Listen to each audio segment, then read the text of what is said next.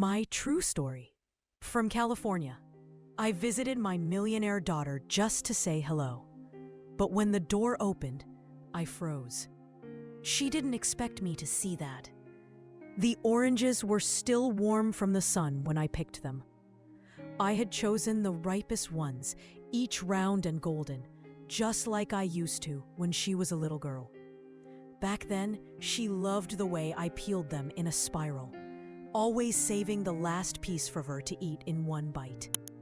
I thought foolish that she might still remember that a part of her, somewhere beneath the makeup and magazine covers, still had room for her mother. Her house was massive. $10 million of white stone and glass with a gate that buzzed before it opened. I had to walk up the driveway slowly, gripping the bag of oranges, afraid the security camera would flash red and deny me entry. But it did not. Not that day. I rang the bell. I waited, and when the door opened, I froze. She looked like a painting. Not my daughter. No, not the girl I raised on food stamps and bedtime stories, but someone else entirely. She wore a white blazer perfectly tailored. Her lips were painted a shade of crimson that made her look like she had never known. Hung her eyes.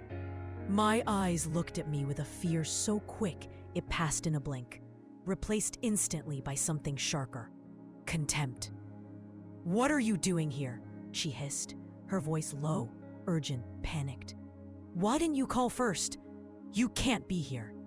I opened my mouth to answer, but she did not give me the chance. Her tone sliced through me. Before I could even offer the oranges, "Are you trying to ruin my career?" she snapped. "Do you know who I'm meeting today? The press is inside. Investors? People who think I came from nothing. People who believe my mother died when I was 6. I stared at her. "What?" She crossed her arms. "Do not look at me like that. You know what this is. You're not part of my story anymore. You're a liability." A liability. That was the word she used. Not mother, not visitor, not even mistake. A liability. Then she leaned in, her voice trembling, not with sadness, but with rage. "Do not call me your daughter.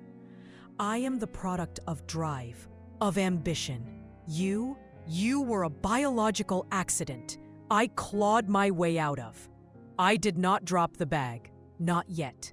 My hands were steady, weathered by years of scrubbing hospital floors and planting vegetables no one else wanted. I stood there quiet, holding on to the only offering I had brought.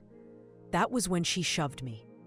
I had not expected it, not from her, not in front of that pristine entryway.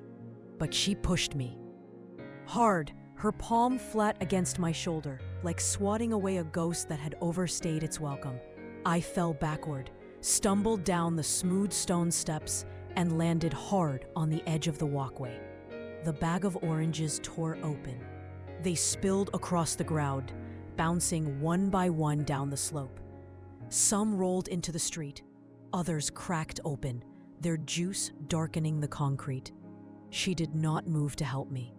Instead, she glanced back over her shoulder, worried not about me, but about whether anyone inside had seen. I looked up. My elbow ached. My knees throbbed from the fall. But I looked up and I saw her face, calculated, cold. Then she gave a small, dismissive laugh, like I was some inconvenient insect. And with that, she slammed the door shut. Behind that door, I heard it, the return of her voice, bright and cheerful now, as if nothing had happened. The laugh she gave the press, the polite compliments, the clinking of champagne glasses. Across the street, an old neighbor peeked through the blinds. She paused there, uncertain, watching me from behind the glass. Maybe she remembered me. Maybe she just saw a woman too old and too bruised to be standing alone. I stood up slowly. My hip would be sore later. I gathered the torn paper bag, ignoring the fruit. Let it rot here, I thought. Let her watch it from the windows and wonder if it smelled of memory. I did not knock again. I did not scream. I did not cry. But I walked away knowing one thing. That woman behind the door was not my daughter. She was something else. And I had just met her for the first time. The door had slammed in my face, but I had not moved.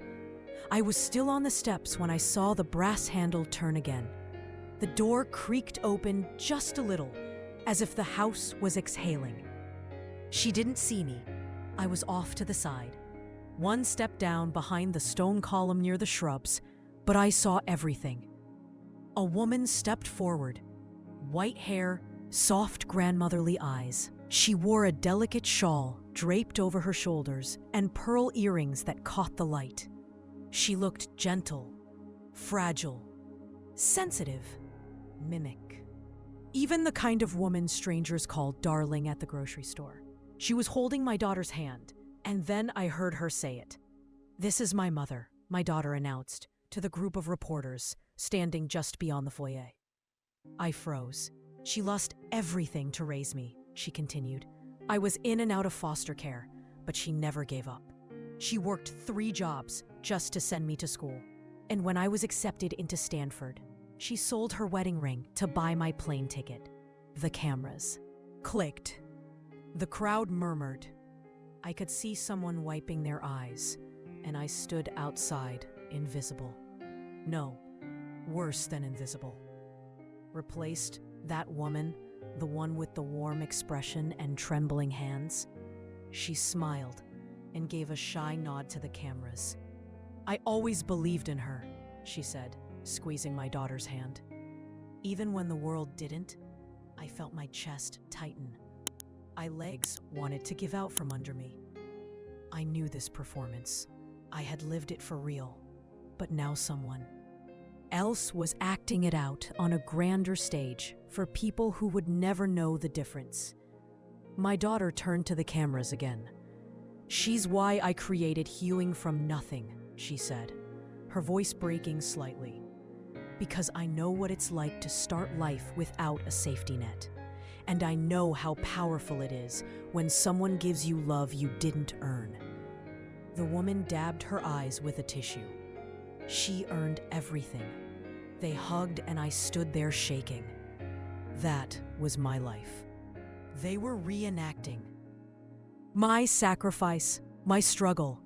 I was the one who mopped blood off hospital floors during night shifts to pay for her textbooks. I was the one who stitched her school uniforms with calloused fingers and heat rashes from working the laundry boiler in July. I was the one who loved her fiercely and quietly, without a stage or audience. But it was not me in that house. She had told them I died at 6 years old. 6. That was the year she fell off the monkey bars and cracked her wrist. I slept in the hospital chair 2 nights in a row because she was afraid of being alone. I still remember how she cried when they cut her favorite sleeve to make room for the cast. I promised I would sew her a new one, and I did, but none of that mattered now. She had rewritten history and killed me in the process. And worst of all, she had replaced me with a better version. A gentler face, a softer voice, a more camera-friendly kind of love. Someone who could say all the right things without the rawness. Someone who never had to yell at her, study or cry in the bathroom when the rent check bounced, or slap her own hand for scraping leftovers off hospital trays just to feed her kid. That woman didn't earn the right to be called mother, but she got it anyway. And I, who carried that girl inside me for 9 months, who tore my body apart to bring her into this world, I was edited out of the story like a typo. I backed away slowly before the door shut again. I did not want them to see me. Not her. Not the photographers. Not that actress.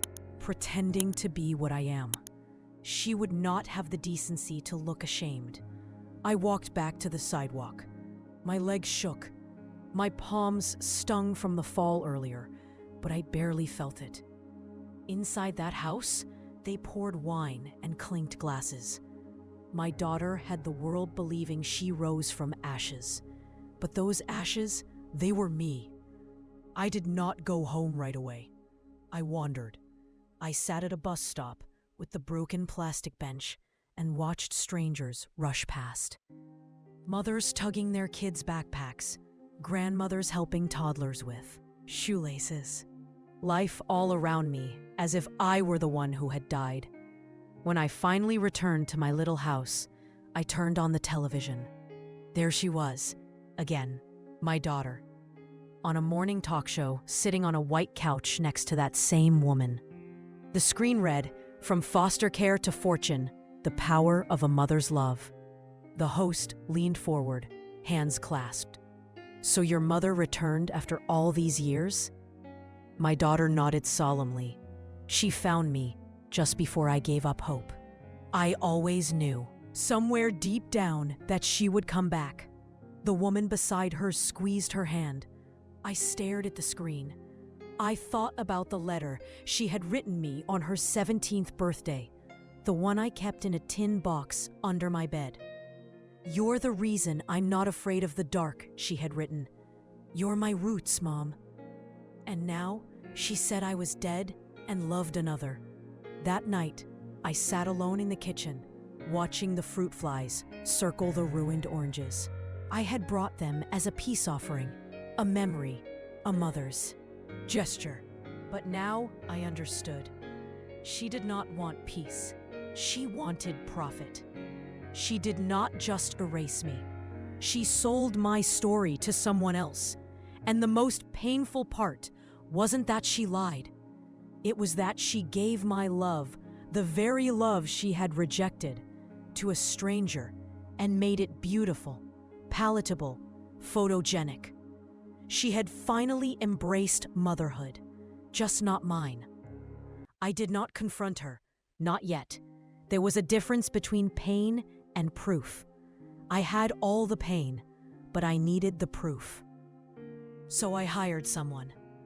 A quiet man named Will, retired from law enforcement, now working private surveillance for those who needed eyes in rooms they could no longer enter. I paid him from my pension fund, the one I had built cleaning hospital bathrooms for 2 decades. The irony stung, but not as much as her betrayal. He began with public events, galas, fundraisers, book signings. He wore suits. He posed as a photographer, and he sent me pictures. There she was, my daughter, smiling, holding hands with the silver-haired woman they all now called her mother. But Will dug deeper. One Tuesday morning, he knocked on my door and laid down a file. Her name was not listed in any foster system. She had never adopted, never applied to be a caregiver. She had no children, not anymore, because she lost hers to poverty. Before she became an inspiration, she was a mannequin at a theme park, paid by the hour to stand still and smile. Her real name was Margaret T. Ellis. She filed bankruptcy twice, lived in a mobile home, had a son who died in a group home from untreated asthma, and now she played the part of the loving mother of a millionaire. I stared at the photos. One in particular caught my eye. She was sitting in a green room chair, her makeup half applied, staring at her reflection. Not smiling, not sad, just empty. I kept staring. There was something in her eyes that looked familiar. I asked Will to find her, and he did. 3 days later, I waited in the shade of a small cafe near Pasadena, behind sunglasses and a wide-brimmed hat. My heart pounded like I was going into battle. She arrived on time. Margaret was thinner than she appeared on screen, frailer. Her hands shook slightly when she lifted her iced tea. She wore a sweater despite the heat. She recognized me instantly. "You're her real mother," she said. No pretense, no act, I nodded. She looked down. I figured you'd come one day. I just have one question, I said. Do you have children? Her eyes welled up instantly, and this time there were no cameras to catch it. I did, she whispered. A boy, Levi. He was 9 when he died. Silence stretched between us. Like an old rope bridge. I lost him because I was poor, she said, not because I didn't love him. And when your daughter offered me this role, I thought just once I'd like to be called Mom again. I could not hate her. I had hated her on screen when she hugged my child and wore my memories like pearls. But here, in the heat and honesty of the afternoon, I saw her for what she was. Not a thief, but a ghost, just like me. I don't blame you, I said quietly. You're not the one who threw me away. She nodded, tears slipping down her cheeks. She told me you left, she whispered, that you died in prison, that she was alone. I shook my head. I was never gone. I never left her. She just needed a better story. Neither of us spoke for a while. When we parted, she squeezed my hand. Not in apology, not in guilt, but in recognition. That night, I went home and opened the folder I had not touched in years. Clippings, receipts. A letter from the bank showing I had co-signed her student loans. A queenie photo of me standing outside her dorm, holding a care package. And then I called someone. His name was Dan Nguyen, a small-time journalist with a big voice. He once published an expose about my daughter, accusing her of plagiarizing her TED Talk from a lesser-known speaker. She had sued him, silenced him. But I remembered his article. He was not afraid. So I called, and when he picked up, I said, "You don't know me, but I'm the woman your story was about. I'm her mother." He paused. "Then the dead one?" I smiled even though it hurt. Not anymore. I went home quietly. There was no dramatic music, no confrontation at the gates, just me and the dust of years settling on my skin. I locked the door behind me, pulled the curtains closed, and stood in the middle of my small living room. Then I walked to the back bedroom. Under my bed was a rusted tin box, scratched, bent in one corner. It used to hold cookies when I worked the night shift at the hospital, a cheap brand. Always stale by the time I had 5 minutes to eat. I had kept the box after all those years because it became something else. A vault, a place to store the things I could not afford to forget. I sat on the floor and pulled it out. The lid creaked, and there it was, the truth. Not in contracts or emails, but in ink, in cloth, in crayon. The first thing I pulled out was the letter. She had written it the night she got her acceptance to Harvard. The paper was thin now, the edges curled. The handwriting was messy, half cursive, half print, written in excitement and disbelief. "Mom," it said. I got in. I got in. I don't know how to say thank you. Without you, I'd be dead or worse. You never let me fall. Not once. I owe you everything. I'm going to make you proud. Just you wait. There was a heart at the end, not drawn perfectly, lopsided, but it was real. Beneath the letter was a small bundle of cloth, an old shirt torn at the collar. It was the same faded blue I remembered, my work uniform from the county hospital, the one I wore the night she was admitted for pneumonia. She was 9, feverish. I stayed by her. Bedside for 3 nights, never leaving, not even to change. She asked once why my shirt smelled like bleach and tears. I told her, that's just what love smells like sometimes. I kept that shirt because I never wanted to forget what it meant to be needed. And underneath that, folded between 2 pieces of yellowing newspaper, was the poem. She had written it for Mother's Day, in the 5th grade. It was taped together at the crease where it had ripped from her backpack. Mom is the mountain. I am the tree. If she falls down, what happens to me? I remember crying when she gave it to me, not just because it was sweet, but because it was the first time I thought she saw me. Not as a worker, not as a tired woman with holes in her socks, but as her mother, her mountain. I laid the poem on the table, smoothed out the letter, placed the cloth beside it. Then I began taking photos, one by one, high resolution, no filters, no edits, just the raw truth of paper, fabric, and memory. I did not cry, not now.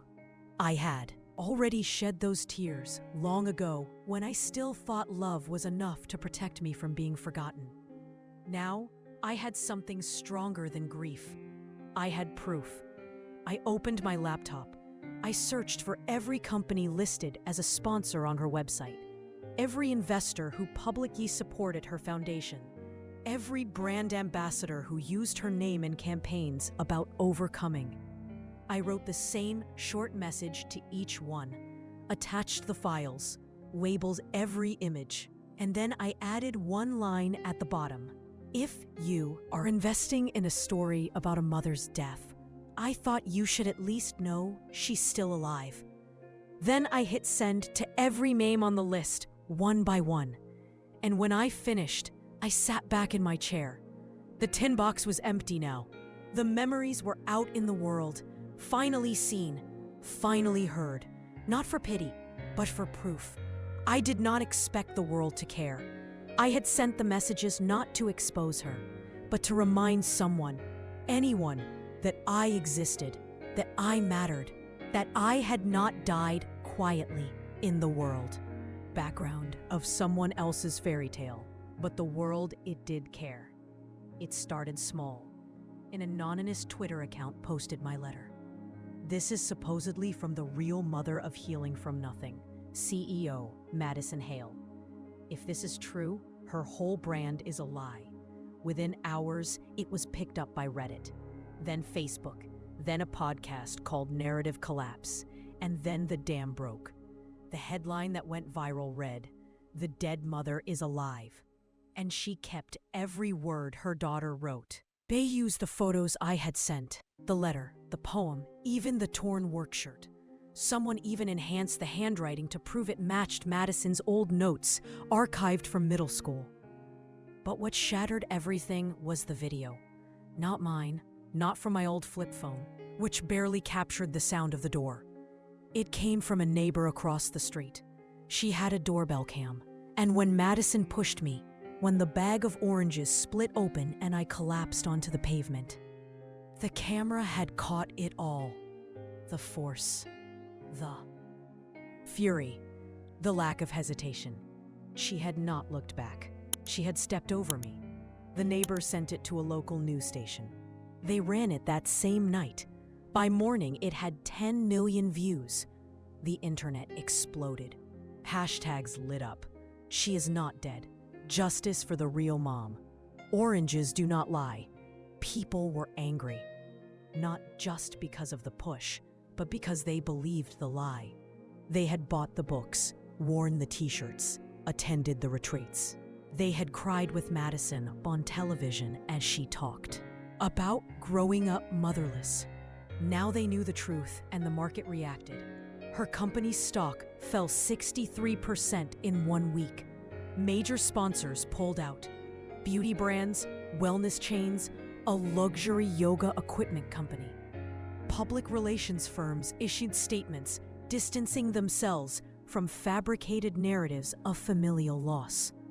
Comment sections were savage. If this is how she treats her real mother, what kind of healing is she selling? She replaced her mom like a prop. Disgusting. I believed in her. I feel duped. I threw out her memoir. It was built on a corpse she invented. Every time I opened my inbox, there were more screenshots.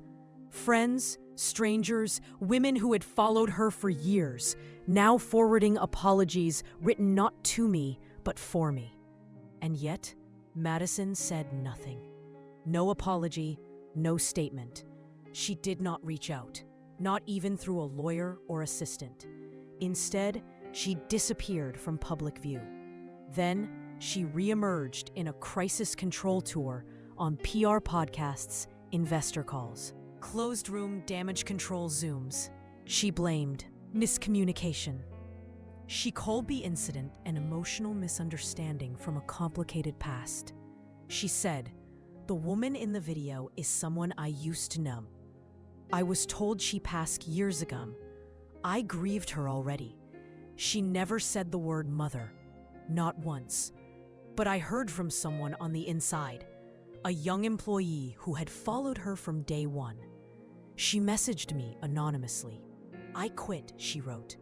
"I believed in her. But you're the mountain." Those words broke me, not out of pain, but relief. For so long, I had carried the weight of being invisible, and now, finally, someone saw me. Not as the scandal, not as the footage, but as what I had always been, her mother. I did not answer interviews. I did not go on talk shows. I declined every documentary offer. Let her be the one who needed the spotlight. All I ever wanted was to be remembered. Truthfully, the headlines returned. This time, not about me. This time, they were about her. Not Madison, her mother. The woman who held my daughter's hand on stages, in interviews, in best-selling memoir chapters written by someone else's memories. Freaking Madison Hale's mother vanishes after embezzling $5 million cents from charity fund. They said she emptied accounts linked to Healing from Nothing Scholarship Foundation. Overnight, wire transfers routed through Panama. No activity since. She was gone. Gone like a ghost who had never really belonged in the story she was hired to play. News outlets scrambled to uncover her past. It didn't take long. Her name wasn't Margaret Ellis. It was Deborah Ann Kilroy. She had used 5 different aliases in the last 20 years, and she had done this before. 3 other CEOs, 3 miraculous reunion stories, $3 million campaigns wrapped in loss, redemption, and the tender image of a mother found too late. Each time, the CEO had claimed to have lost their mother in childhood. Each time, Deborah had stepped in just for the photos, just for the narrative. And until she took something and vanished, always with women who'd grown up wanting sympathy and found it more useful than honesty. Always with those who thought of motherhood as a prop. It was not a con of money, it was a con of memory. And Madison, she had been conned too. The very woman she paid to replace me had never been real at all. I received a letter that week, not from my daughter, from Deborah. A torn envelope, no return address, just my name, written in shaky cursive. Inside was a single piece of stationery, hotel letterhead from somewhere in B's. The note read, "I was never her mother. I never wanted to be, but I wanted to feel just once what it might have meant to be someone's reason for healing. I don't expect forgiveness, but I do want to say if I ever had a daughter, I wish she had been like you." There was no signature, just a postscript. "You were never the ghost in this story. You were the anchor. And anchors don't beg to be seen, they just hold." I folded the letter slowly. Outside, the evening wind rustled the orange tree I had planted long ago from the seeds of the fruit that once scattered across Madison's doorstep. I sat with that silence, and I thought of Madison, not in anger, but in realization. She had not only lost her image, she had lost the only mother she had left, even if that mother was a lie. And now she was alone, just as she had always claimed. But this time, it was true. The phone rang at 3:07. I was already awake. At my age, sleep visits like a neighbor with no fixed schedule. I had been staring at the ceiling, listening to the wind whisper through the cracks in the window frame when the sound cut through the silence. I did not recognize the number, but I knew who it was. I answered, no words at first, just shallow breathing, hesitation. Then, Mom. Her voice hollow, small, the voice of a child. Not a millionaire, not a brand, not a CEO, just a scared girl dialing into the dark. I know it's late, she whispered. I know I don't deserve to call, but I didn't know who else to reach out to. I said nothing. I'm being sued, she continued. The board's pulling out. The IRS is digging through everything. I need to pay off damages or they'll freeze my accounts. Silence again. Then almost too quiet to hear. Mom, they say you have money. She said it like a question, as if unsure whether I, the woman she shoved to the ground, had the power to lift her up. She was right about the money. In 1995, I had bought a piece of land along the California coast. Back then, no one cared for that part of the shoreline. Too rocky, too remote. But I planted citrus trees, sold a few plots quietly, invested what I could into trusts and mutuals, all under a different name, not out of secrecy, but survival. The land was mine in name and soul, and now worth $1.3 billion. She knew she had done the math, or someone had done it for her. Mom, she said again, please, just help me fix this. I'll do anything. I'll make it right. I'll bring you into the company. I stood at the window and looked outside. The tree stood tall beneath the moonlight.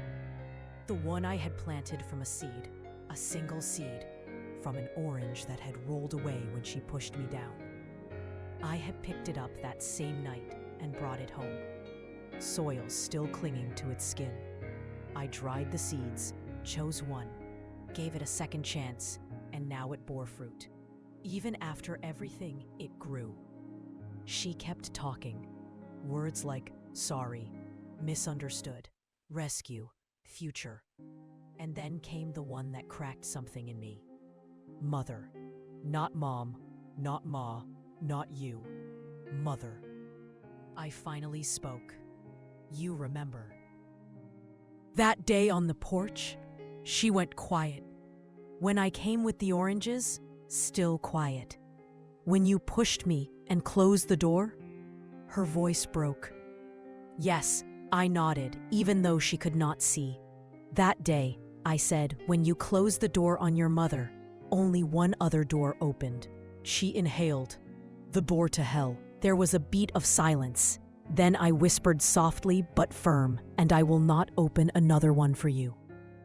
Then I hung up, and for the first time in years, I slept. Not from peace, but from release. I did not write a memoir. There were offers, so many offers. Book deals, TV dramatizations, even a documentary team that wanted to film me sipping tea beneath my orange tree, crying on cue. I said no to all of them, because this was never about fame. This was about being remembered truthfully.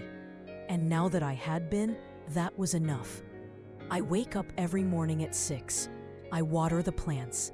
I check the soil. I pick one orange, just one, and place it on the windowsill. Sometimes I eat it, sometimes I give it away. There is a little girl next door named Lily. She's maybe 7 with tangled hair and scraped knees and a laugh that comes out sideways. She knocks on my porch sometimes with a crayon drawing or a question about the birds. She calls me Grandma Emily. I never told her my story. She does not need to know the woman I raised or how the world thought I had died. She only knows I have oranges and I always share. One morning, she looked at me as I peeled the fruit and said, "I wish you were my real grandma." I smiled, and I meant it. In the afternoons, I sit in my chair by the window. I write letters I never send. I fold old linens. I clip articles about botany and tuck them into an album labeled Someday. Some people would call this a small life, but to me, it is sacred because it is real. There are no cameras, no staged hugs, no fabricated soba stories about childhood trauma to sell more books. Just me, just breath, just the slow, beautiful business of continuing. Sometimes I see her on the news, Madison. She wears her hair differently now, shorter, softer, as if trying to appear less like a brand, more like a human. But the world is not fooled.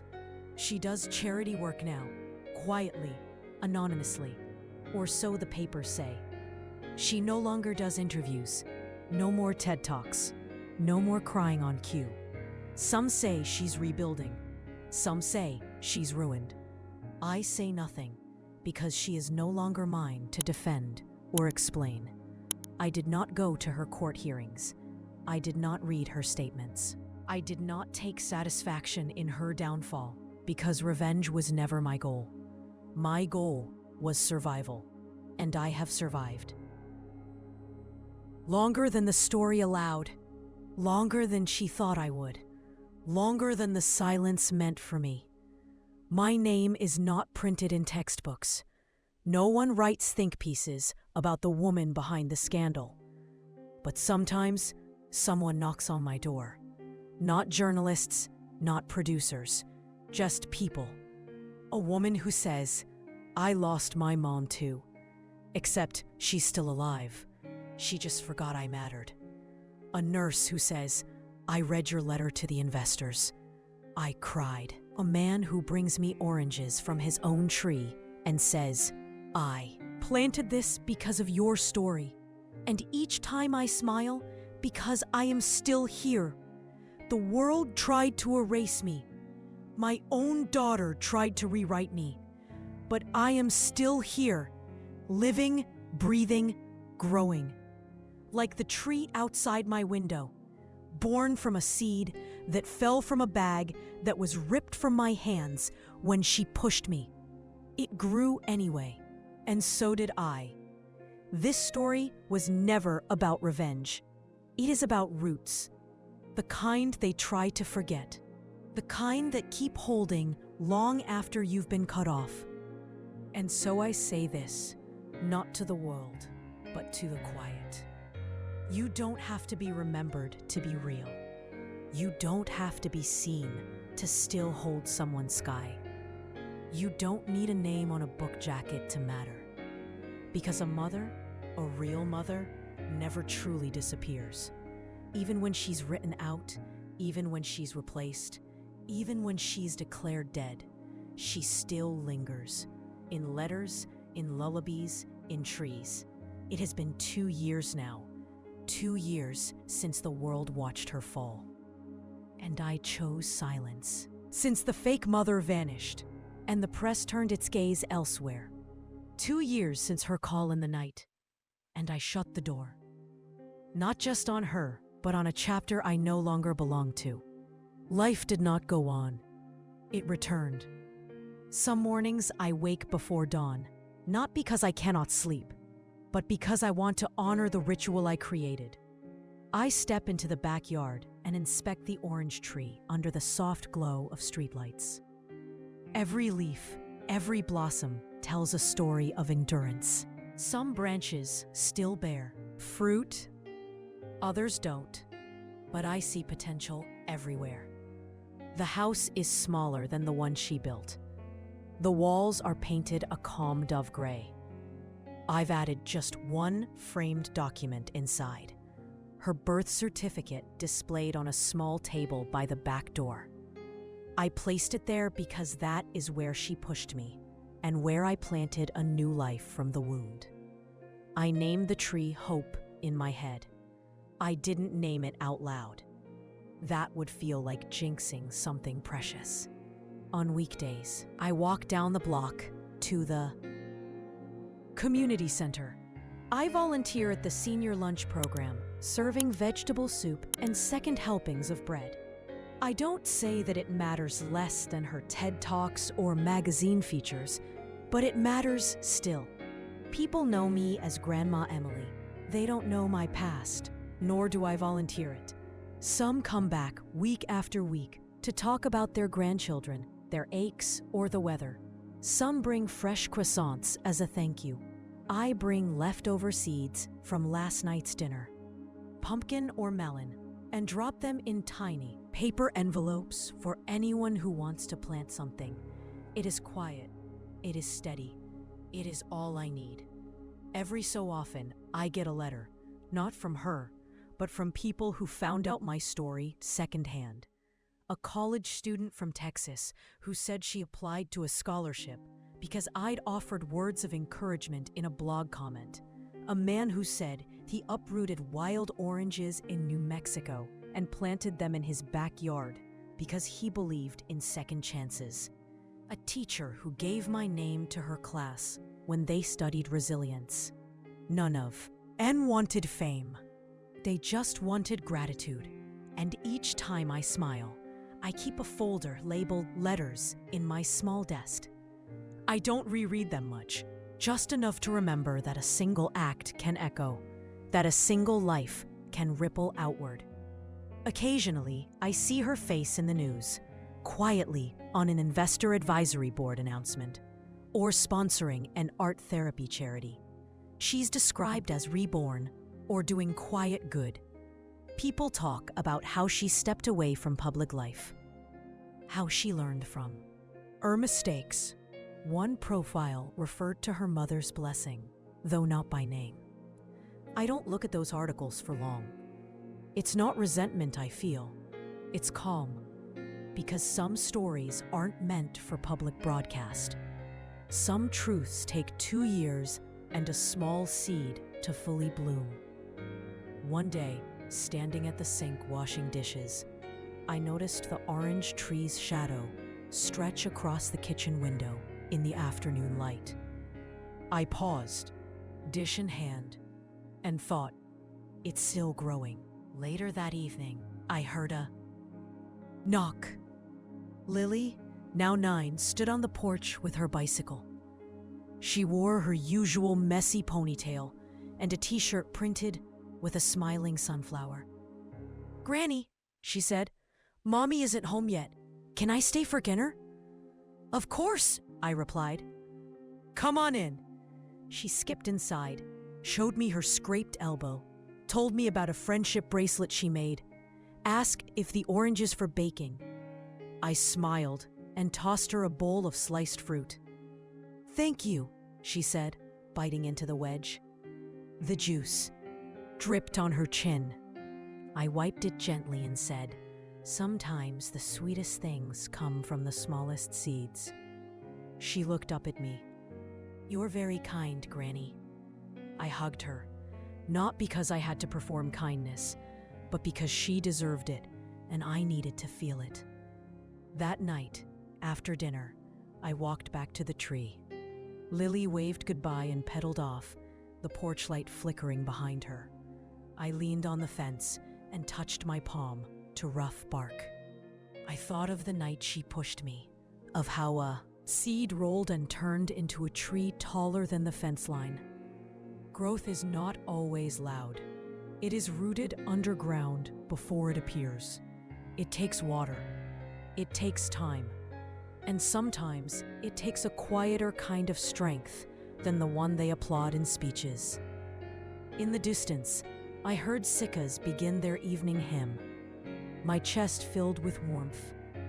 2 years ago, I would not have believed I'd end here in gratitude, in peace, with a new life that felt bigger than my broken heart.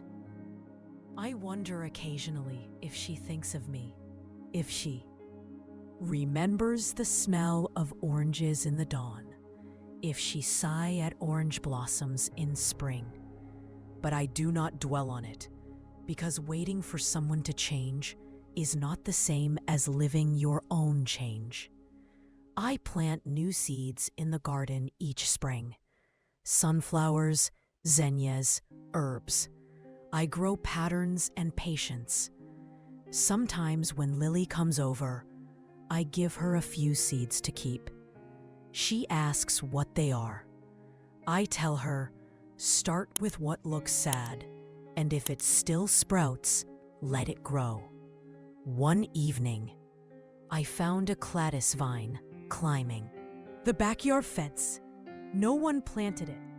It just grew. I called it Survivor.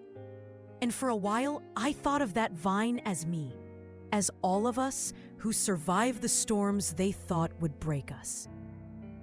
I write sometimes a few sentences, a poem when the wind is kind, a reflection when the rain is soft. I keep them in a notebook.